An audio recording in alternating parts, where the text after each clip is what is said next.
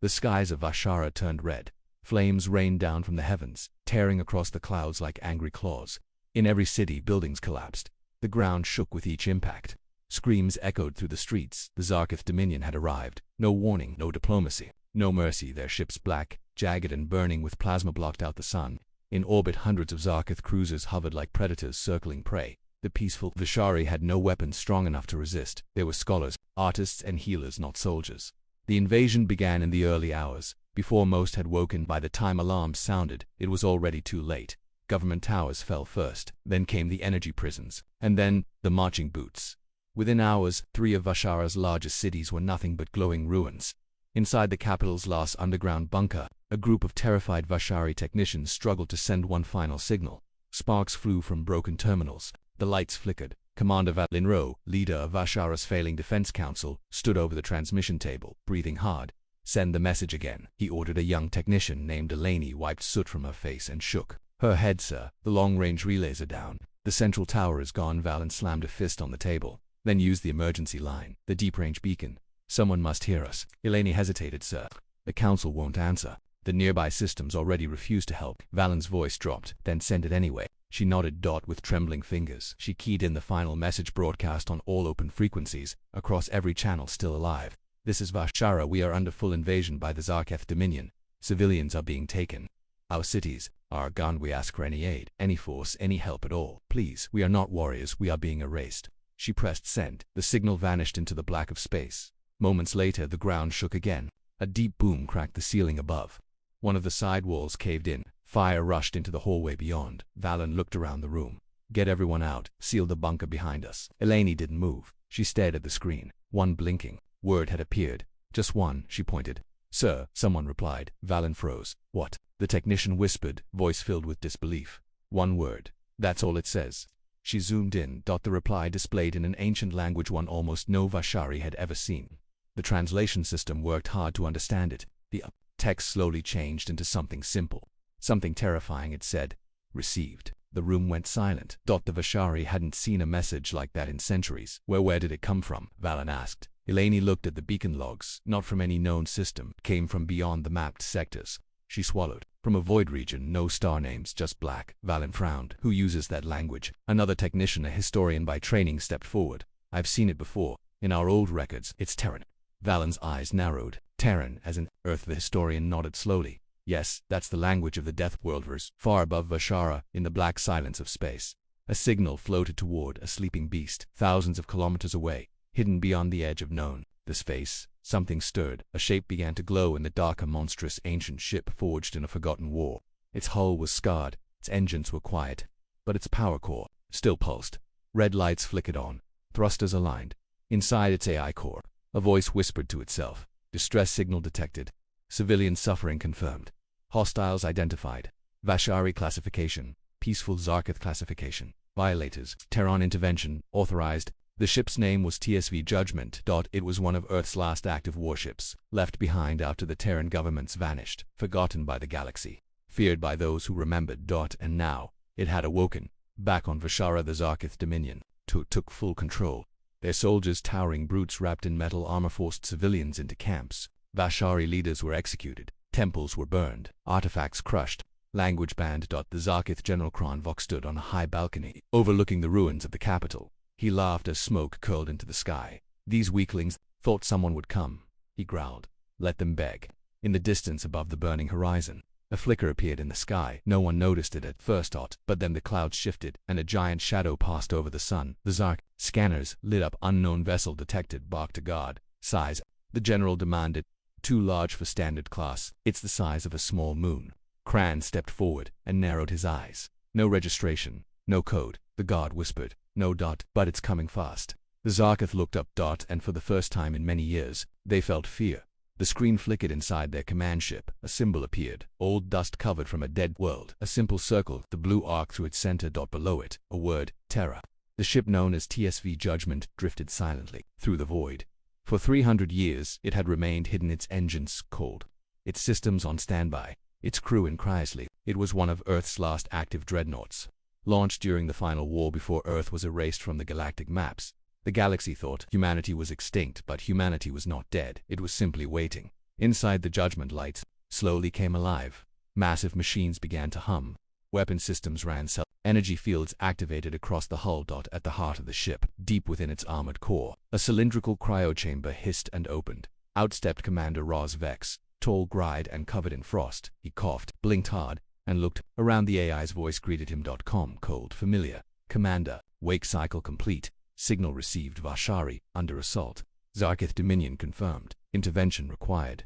Commander Roz rubbed his face and whispered, "So, they're still out there." More cryopods opened across the command deck. Elite humans stepped out, pale, hard-faced, emotionless. They were Terran Deathworlders born on Earth but raised for war in deep space. Their eyes carried no softness. Their training erased hesitation.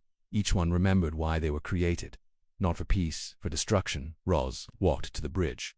He stared at the holographic map, the galaxy shining like a spiral of broken promises. He pointed at a blinking red system. Vashara, we go now. We don't ask who started it. We don't wait for politics. We finish it. The crew responded as one. "Aye, Commander."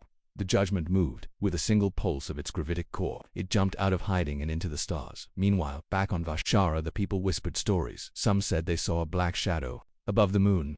Others claimed they heard deep, mechanical voices on old comm channels. The Zarkith commanders laughed. "There is no Terran fleet," General Cran Vox said to his soldiers. That world was turned to dust. But in the control tower, their AI systems disagreed. Unknown signal patterns, strange stealth readings. Something old was coming in orbit. Judgment arrived. It didn't announce itself. It didn't ask for permission. It simply appeared, a massive spear of metal and fire, painted black with crimson stripes, bristling with weapons the galaxy hadn't seen in centuries. Its main gun was the length of a city. Its hull was layered with plasma armor. Its shield spent space around it. The Zarkith scanners screamed alerts. One technician muttered, "It's Terran." Another whispered, "That ship, it shouldn't exist." General Cran gritted his teeth. "Bring all weapons online. Fire everything." Zarkith warships launched. Missiles, plasma bolts, kinetic slugs, all fired at once. A wave of destruction hurled itself at the judgment. The human ship didn't dodge. It didn't flinch. Its shields caught the first wave and shredded it apart like dust hitting a wall. Then the ship responded. "Target hostile vessels," Ross said coldly. "Maximum power. No survivors." The judgment's weapons activated. Twin particle lances vaporized the two nearest Zarkith destroyers in seconds. Missile pods launched swarms of hunter drones, each one locked to heat signatures, dodging defenses, ripping through enemy hulls. Like knives, the Zarkith fleet began to fall apart. Their ships weren't weak, but they weren't made to fight this. They weren't made to fight Deathworlders on the ground below. Vashari civilians stared into the sky. The flames had stopped falling. Now the sky was filled with burning Zarkith wreckage. Someone whispered, Is that a Terran ship?" An old Vashari elder nodded slowly. "I saw those symbols once before. Long ago. Before the Council banned them." He pointed at the screen as the Terran ship hovered in low orbit. "That is no ally. That is judgment." Commander Raz stood on the bridge, scanning Vashara's burning surface. His voice remained flat. "Civilians alive. Primary cities destroyed. Zarkith ground forces still active. Begin drop sequence." His soldiers nodded. 5 troop carriers detached from the judgment's belly. They screamed through the atmosphere like falling meteors, deploying drop pods mid-flight. Each pod landed with explosive force. The Terran soldiers emerged, wrapped in black armor, faceless and silent. Their rifles glowed red with charge. The Zarkith forces scrambled to respond, but it was too late. The Deathworlders advanced like a machine. Every shot landed. Every movement was calculated. They didn't shout. They didn't stop Zarkith. Warriors screamed as they fell. The Deathworlders left none alive in the Vashari capital. Eleni, the technician who sent the distress call, sat with a group of survivors in a collapsed shelter. A boy next to her asked, "Did someone answer the call?" She looked up at T.A.R. from Vashara deep in Zarkith space. A war council gathered inside a massive fortress station known as Dominion Core 1. General Cran Vox appeared on a giant screen, bruised and bloodied, his armor dented from the surface battle. He slammed his fist on the table. "They were Terrans. The Deathworlders are real. And they've returned." The chamber went silent. The other Dominion warlords stared at him, some shocked, others amused. High Commander Threx Gull, a 3-eyed reptilian beast with polished armor, growled, "That's impossible. Earth was wiped out. The humans are." Dust Cran snarled back. "Then explain the warship that destroyed 2 fleets in orbit. Explain the black-armored monsters on Vashara." Threx hissed. "So what? They helped weaklings. They saved a dying race. That proves nothing. If they're so powerful, why hide for centuries?" A cruel voice cut in from the shadows. It was Emperor Kor Malik, leader of the Zarkith Dominion. He stepped into the light hall, silent, with golden armor and glowing red implants around his skull. His words were slow, cold. "They helped because they are weak, soft, still clinging to old morals. That is not power, that is disease. Core. Malik raised a clawed hand and waved his generals to silence. They act like fire, he said. But fire burns out. We will smother them. The other warlords nodded. Krn looked around, eyes wide. You don't understand. You didn't see what I saw. One ship wiped out half our armada.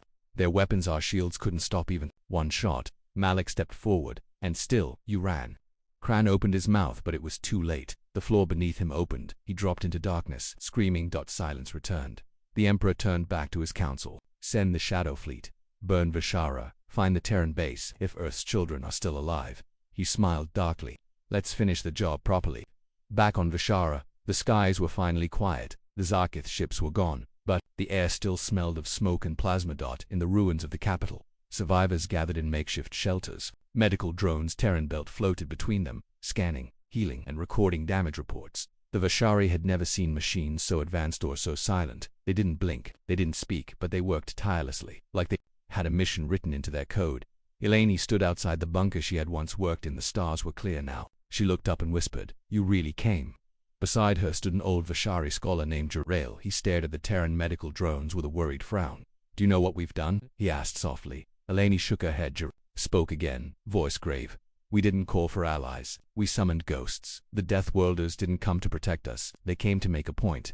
Up in orbit, inside the Terran flagship Judgment, Commander Rosvex reviewed a fresh data. Feed Zarkith ships had jumped into nearby systems. They were regrouping. That the war wasn't over. Ross turned to his second-in-command, Lyra, on a tactical AI housed in a humanoid body. Enemy response. Lyra's voice was sharp, measured. They've activated a shadow fleet. Cloaked ships. Number point. Transponders. They intend to erase this planet before it becomes a symbol. Ross didn't flinch.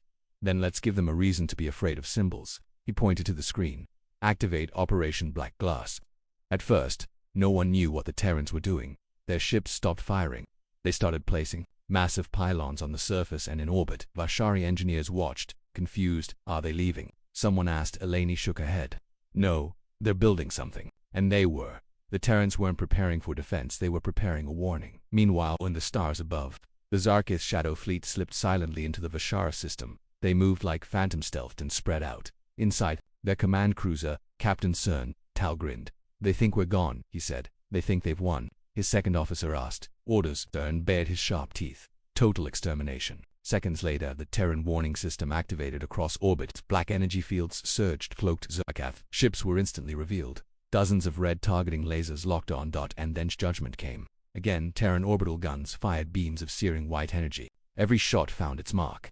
Zarkith cruisers exploded before they could respond. Within moments, 78 stealth ships were reduced to wreckage. The rest turned to flee, but there was nowhere to run. From the dark edge of the system, 3 more Terran warships arrived, each one larger than the last.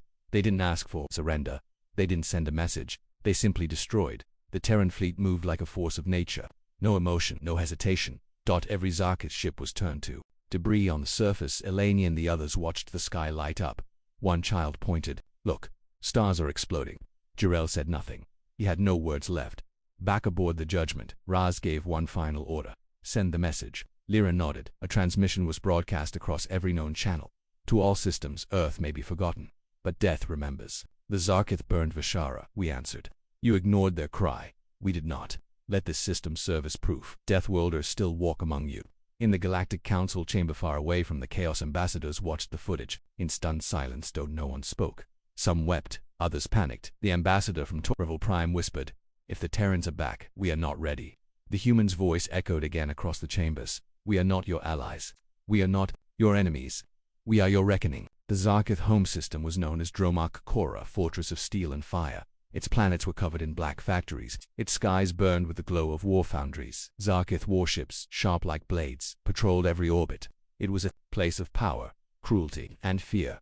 No enemy had ever reached it. No one dared until now. Inside Dominion Core 1, Emperor Kor Malik stood before a great window, watching the stars. A hologram floated beside him, images of burning Zarkith ships, dead soldiers, and Terran weapon signatures. His warlord stood behind him. Silent. Malik did not speak. He simply stared at the chaos that had reached his borders. One of his generals finally asked, "Should we mobilize the fleet, my emperor?" Kor Malik answered in a whisper, "No, we prepare to destroy a ghost, but ghosts do not bleed." But just hours later, alarms rang out across Dromak Core. Dozens of Zarkith tracking satellites caught movement on the edge of the system. A signal pulsed through the void. Not loud, not urgent, just one word, spoken in cold ancient Terran code, arriving. Then the sky broke. The first human warship dropped out of warp like a falling titan. It was followed by another, then another. Hundreds, thousands. The Terran armada had come. Their ships were massive, bristling with weapons, cloaked in armor so dark it seemed to swallow light. Some moved silently, others crackled with energy storms. The galaxy had not seen ships like this in centuries. Zarkith command stations scrambled to respond. Unknown fleet entering Dromac orbit, code red. Activate the Iron Curtain. Where did they come from? Inside the lead Terran ship TSV, Judgment Commander Raz Vex stood on the bridge, arms folded. Beside him was Lyra on his AI advisor. She listed off numbers calmly. Zarkith fleet, 9,000 ships in active defense, planetary shields, online ground-based weapons, 73 installations. Civilian population 0, all evacuated. This is a pure war world. Raz didn't blink. Good. Then we don't need to hold back.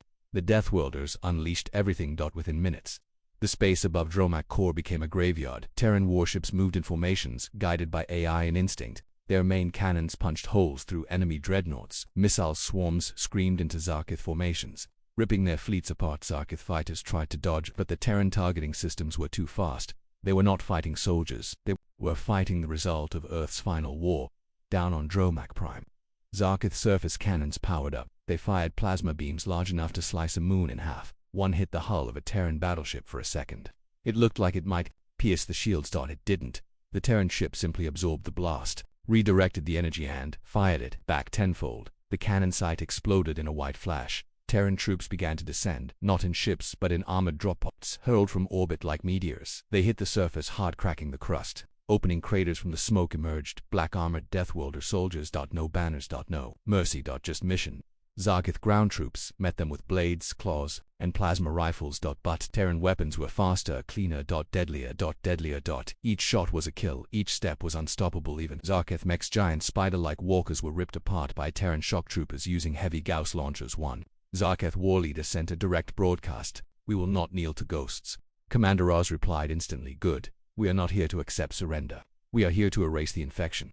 And then the connection was cut with a single EMP spike that fried every Zarkith com tower in a 500-kilometer radius. In the stars above, something even larger appeared. A black sphere the size of a small planet drifted toward Dromac's second moon. Zarkith defense systems scanned it. Too late. The sphere was a mobile weapons core, a Terran artifact from the Earth Exodus. It opened, revealing a web of rotating guns, cannons, and fusion drivers. And then it fired. One of Dromac's moons shattered, not cracked, not damaged, shattered. Zarketh fleet morale collapsed. Back in the Galactic Council chambers, thousands of light away, diplomats watched the live broadcasts in silence. No one dared to speak. The ambassador from Draknor sighed. The Zarkith Dominion was dead. Their fleets were ash, their capital a smoking ruin, their emperor silenced forever. But the war was not over, because now the galaxy was watching, and the galaxy was afraid. Across hundreds of star systems, broadcasts leaked from encrypted Terran channels. Civilian comms picked them up. Military intelligence tried to block them, but they spread too fast. Footage from Dromac core, recordings from orbit, images of Deathworlders landing like meteors, speaking no words, showing no mercy. Then came the message, simple and cold. This was justice. You abandoned the weak. Earth did not. In the Galactic Council chambers, panic grew. Ambassadors argued. One slammed his fist on the table. The humans were supposed to be extinct. Another shouted. This was a rogue action. One Terran ship, maybe two. A projection lit the center of the chamber. A cold AI voice spoke. Wrong. Confirmed. Terran armada numbers at least 12,000 vessels, multiple dreadnoughts, AI command core still active, all operating independently of known authority. The ambassador from Nyril Prime whispered. Then who commands them? Back aboard the TSV Judgment, Commander Raz Vex stood in silence, watching the stars. Around him, the command bridge buzzed with quiet activity. Drones moved between control stations. Screens showed new systems, new movements, new possible targets. Lyra, on his AI second in command, spoke beside him. Dromac is confirmed sterilized, no further resistance. Raz nodded. But he didn't smile. He didn't speak for a while. Then he said quietly, "They broke every law of peace, and now they'll accuse us of the same." Lyra paused. Then were answered. "They fear you because they remember what Earth was, but they also fear what Earth became after they betrayed it." Raz clenched his fists behind his back. "Then let them remember. Every last one." On Vashara, the survivors watched the stars, still unsure what to believe. The Zarkith were gone. The fire had stopped, but the Deathworlders had left behind something even heavier than destruction. Silence, no promises, no speeches, just silence. At one warning satellite now orbiting their planet. It broadcasts a single message every hour, under Terran protection. Do not interfere, we are watching. Eleni walked through the ruins of the capital, her steps slow and cautious. She found an old terminal half buried in rubble. The screen still worked. She accessed the surviving archives of the Terran transmission logs. What she found shocked her. They weren't just soldiers. They weren't just war machines, they were survivors. Each Terran warship held a recorded memory, thousands of entries, logs of Earth's betrayal, documents showing how the Galactic Council once allied with the Zarkith to contain Earth's power, to isolate it, to bleed it. The Council had helped destroy Earth's colonies. They had erased its name from the star registry. They had called Earth too dangerous to live. Eleni read the files with trembling hands. She whispered, they didn't disappear. They were hunted. The truth spread fast. On dozens of planets, citizens asked questions their leaders refused to answer. Why did we lie about Earth? Why did we leave them to die? Why are the Deathworlders angry? Answers didn't come. Only more fear. Back in deep space, at a Terran forward base inside a dark nebula, Ross stood before a circular table of holographic commanders, each one another Deathworlder, each leading their own fleet. They didn't speak like generals. They didn't argue. They listened. Ross explained what came next. We do not seek conquest. We do not want thrones, but the laws of peace were broken, and those who broke them must answer. A commander with pale eyes spoke. What of the innocent worlds? Roz looked down, then back up. We protect them, but we do not wait for permission. Mercy is for the living. The guilty are already dead. The next target was selected: Arkel Prime, a wealthy world, a council member, one of the original signers of the Earth Blockade Treaty. They funded the weapons that helped the Zarkith build their empire. Now, they prepared their shields and fleets, but it wouldn't be enough. On Arkel, President Meros Dahl stood in a command bunker beneath his palace. His advisors shouted around him, we must negotiate. Send a peace envoy, appeal to their past. He held up a shaking hand. No, he whispered. There is no more past. He stared at the broadcast screen, where a Deathworlder dreadnought slowly entered orbit. No lights, no banners, just the quiet hum of vengeance. Back on the Judgment, Raz listened to a private message sent by a Vashari elder, a woman named Jarell who had survived the worst. Her voice was tired, but clear. You saved us, but in doing so, you showed us what we'd forgotten, that justice without limits becomes fire. Be careful, Commander. Even righteous flames can burn too far. Raz didn't answer right away. He stood alone on the bridge, looking out into the void. Finally, he said quietly, the galaxy set the fire. We are only the storm it unleashed. At that moment, 20 Terran ships jumped into orbit above Arkel Prime. Their arrival triggered every alarm across the planet. Within minutes, orbital shields failed. Defense grids collapsed. But before the Terrans fired a single shot, they sent a message that it was short, spoken in a cold human voice: confess or fall. The council on Arkel hesitated. Too long. Judgment fell from the sky. The skies above Arkel Prime glowed with terror. Terran warships blocked the sunlight, their weapons charged, humming low like a storm waiting to strike. The people of Arkel stared up, frozen in fear. For generations they believed the Deathworlders were only stories, monsters used to scare children. Now, those monsters were real, and they were here in the capital bunker. President Meros Dahl sat alone. His council had already fled. His generals were gone. Some surrendered, some defected. Only he remained, watching the feed from orbit. A single message flashed across every screen in the palace: confess or fall. He stared at the screen, pale and shaking. His hand hovered over the reply switch, but he couldn't press it. His pride still whispered, don't kneel to ghosts. Above the planet, inside the TSV Judgment, Commander Raz Vex watched the timer count down. He stood silent at the war table. Lyra Ann's voice echoed beside him. No. Response from Arkel leadership. Civilian population attempting evacuation. Shields at 23%. Defense grid failing. Raz narrowed his eyes. Give them 5 more minutes. Another Deathworlder officer spoke coldly. Sir, delay risks secondary systems exposure. Protocol requires. Raz raised a hand. Protocol doesn't lead. This fleet I do. The room fell silent.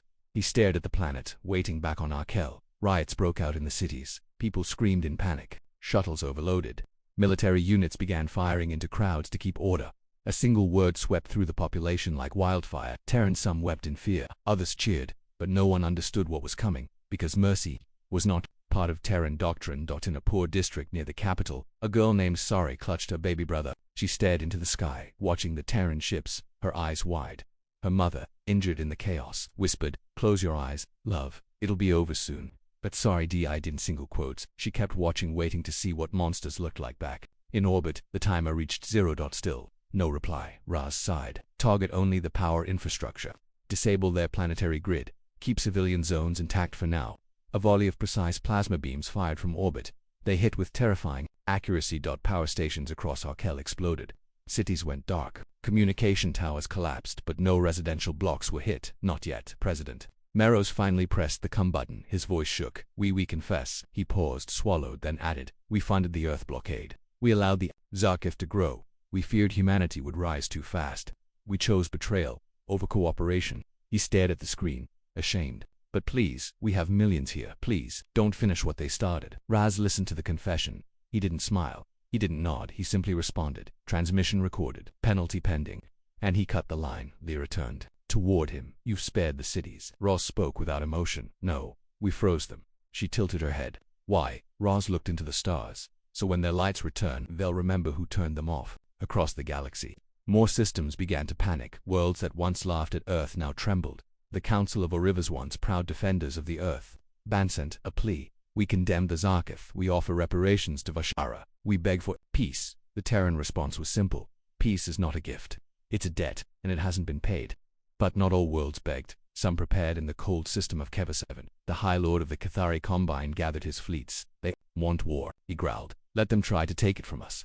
He ordered the construction of new weapons, ancient, illegal designs. He forgot one truth. You cannot outbuild death. Terran scouts detected the weapons platform in days. They didn't send a warning. They didn't even arrive in full force. Just one Terran stealth ship TSV Eclipse entered the Keva system. It didn't fire a missile. It released a black AI virus into the local satellite network. Within 3 hours, every Cathari weapons system shut down. Then a message played on repeat across every screen. Your war died before it began. Meanwhile, whispers spread across the galactic underground. Rebels, smugglers, exiles, they all asked the same thing. What do the Deathworlders want? Some believed they would form an empire. Others thought they sought revenge on every system. But none understood. Because Deathworlders weren't taking territory, they were taking balance. Inside the Judgment, Raz held a small hologram in his private quarters at SH. The Galactic High Council, once the most powerful political body in the galaxy, sat in silence. 12 members, 12 sectors, hundreds of civilizations under their banners. But now, none of them spoke. Screens above the chamber showed burning cities, shattered fleets, and the black warships of Earthships no one believed still existed. The footage ended with one Terran message. Broadcast across the stars. You watched them suffer. You helped them fall. Now we stand, and we do not forget. Ambassador Dren Voss of the Keva Alliance finally spoke, his voice thin. They're not just destroying empires, they're destroying memory, fear, control. The Thala representative hissed, they haven't touched our space jet. We should open dialogue, show goodwill. Another slammed a metal fist on the table and say what? That we're sorry. They already know. They already judged us. At last, the council chair, a frail old being named Sarik, raised his head. His voice cracked. Then we begged. Message was prepared. The language was chosen carefully for more respectful. A council peace ship was sent to neutral space. Escorted by 20 honor guards, they activated every peaceful signal known to human frequencies. They even used Terran symbology flags, names, old language codes from the time before the Earth's silence. They waited and then the sky opened. The Terran warship that arrived dwarfed the council vessel. Its surface was covered in scorched black plating. Its weapons glowed red like molten eyes from it. A small shuttle detached silent and unarmed. It docked with the council ship. Doors opened and Commander Raz Vex stepped through.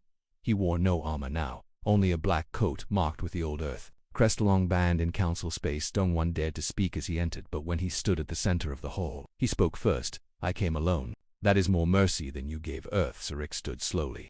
His hands trembled. Commander Vex, we offer apology, reparations, recognition of the crimes done to humanity. We offer peace. Raz said nothing for a long time. Then he looked around the chamber. You waited until your allies were destroyed, until your war machines failed, until the galaxy trembled, and now you remember Earth. His voice was ice. Earth does not need your peace. Earth remembers your silence. Zarek swallowed. Hard. Then what do you want? Raz walked slowly around the room. You want the truth. We don't want your planets. We don't want thrones. We want the lies to end. We want the young to know what you did. He stopped, staring directly at the ambassador from Nyril. You erased our name from your archives. Burned our history, called us dangerous, violent, unfit. He pointed to the screen behind him, now showing the Terran exodus, millions of humans in cryoships drifting into the void, abandoned by the galaxy. We became what you feared, because you left us no choice. Zarek bowed his head. Then tell us how this ends, Commander. Raz answered quietly. It ends when every child in this galaxy learns that you betrayed the Deathworlders, and they came back to stand alone. He left without another word, and behind him the council hall fell into silence again, not from pride, but shame. Back aboard the TSV Judgment, Raz stood at the war table. His officers waited. "The council is afraid," one of them said. "They should be," Raz replied. "But fear is not justice." Lyra tilted her head. "They've offered to surrender full records, public confession, even power sharing." Raz stared at the star map highlighting every system that signed the Earth Blockade Treaty. "Then they speak now only to save themselves." The fleet prepared again. More warships joined. More Deathworlders woke from stasis. More systems scanned. Targets selected. But then, something unexpected happened in the Outer Rim. On a colony world called Velrose, civilians gathered. They held up old Earth flags. They broadcast human music. They burned copies of council records that once called Earth a threat. Their message spread. "We remember Earth, and we stand with them." Soon, other colonies followed. Neutral systems, abandoned trade routes, even ex-council planets, one by one. Voices rose not in fear, but in support.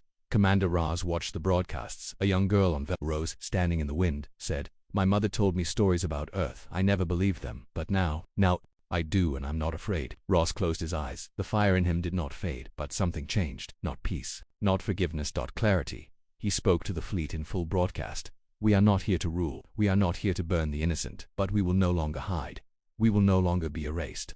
Earth was silenced. Now it speaks of the stars. "We'll listen." On thousands of worlds, humans emerged from exile. Sleeper ships landed. Hidden colonies revealed themselves. Deathworlders had returned, not as conquerors but as a shadow that could not be forgotten. The galaxy stood at a crossroads. Some systems begged for mercy. Others raised flags of peace. A few still clenched their fists in silence, but all eyes watched one name rise again from the dark hole on Earth, and behind Earth's shadow, something even older waited to speak a final message, a final truth. Inside the TSV Judgment, Commander Rosvex stood in a sealed chamber. Before him, resting in a stasis field, was the last Terran memory core, a black cube of unknown material, pulsing softly like a heartbeat that was forbidden even among the Terrans, locked since the Exodus. But now it was time. He placed his palm on it. "Command authorization." Vex purpose. Final broadcast audience, galactic-wide. The cube responded. "Accepted. Beginning Earth Archive Alpha 01. Across the stars, the message appeared. On every screen, every station, every satellite, military, civilian, even outlaw. No one could stop it. It began with silence and then a voice from Earth's past. It was Commander Alamaran, recorded over 700 years ago. Her voice was calm, steady, but broken by grief. "This message is for the galaxy that turned its back. We begged for help, we offered peace, we offered alliance, but you saw what we were, what we could become, and you decided to destroy us first." The screen showed Earth in flames, not from war between nations, but from the orbital strikes of council-sanctioned fleets. "You bombed our skies, you poisoned our oceans, you shattered our moons, and when we fled, you hunted us still." The footage changed. It showed the Terran Exodus, massive cryofleets leaving the Sol system, tens of thousands of ships, billions of people asleep, drifting into deep space. "We were not savages. You made us this way. You buried us under silence. And in the silence, we survived." The video darkened, then flared with battle footage, Terran ships striking with precision, Zarkith worlds burning, council fleets failing. "We were not born monsters. We returned, pinned to them. And now, we return." Across the galaxy, people watched in silence. On Vesh, Eleni wept. On Arkel Prime, President Dahl dropped to his knees. On Kep, certain military leaders destroyed their own flags. No one could deny it now. Earth's fire had not started this war, but it would finish it in the Galactic Council. Zarek stood. To give a final speech, he addressed not the Deathworlders but the galaxy itself. "We erased Earth because we feared its truth. We feared its strength, its mind, its heart. But the greatest mistake was forgetting its mercy. Because now, we beg not for survival, but for forgiveness." Back aboard the Judgment, Raz stood with Lyra on as the message ended. She looked at him. "They understand now." He nodded slowly. "Good, because we're done burning." He turned to the main fleet. Thousands of Deathworlder ships waited in silence. He gave the order, "End the war protocol. Transition to watcher state." The war engines powered down. The Armada shifted into quiet orbit above the planets it had. Shaken. No longer to destroy, now to protect. But not all Terrans were pleased in the shadows of the fleet. Some whispered, "We were winning, why stop now?" Others answered, "Because Earth did not return to rule. It returned to remind." One last transmission was sent across the stars. Short, final, impossible to ignore. "This is Earth. We are not your masters. We are not your monsters, but we are still here, and we are watching." Years passed. The galaxy changed. Dorred powers fell. New alliances formed. The Terrans did not join the Council, but neither did they destroy it. They stood apart, a quiet shadow, a final line. The last warning. On Vashara, cities were rebuilt. Ilani led a council of peacekeepers. Half her staff were Terran-born. She taught the children not to fear the black ships. She told them the truth. They came when no one else would. They came not to rule, but to remember. And on a distant world, far beyond any charted route, one last human warship landed. From it stepped a group of Deathworlders that took off their armor. They planted trees, and they called that place New Earth, a world of fire, forged again by hope.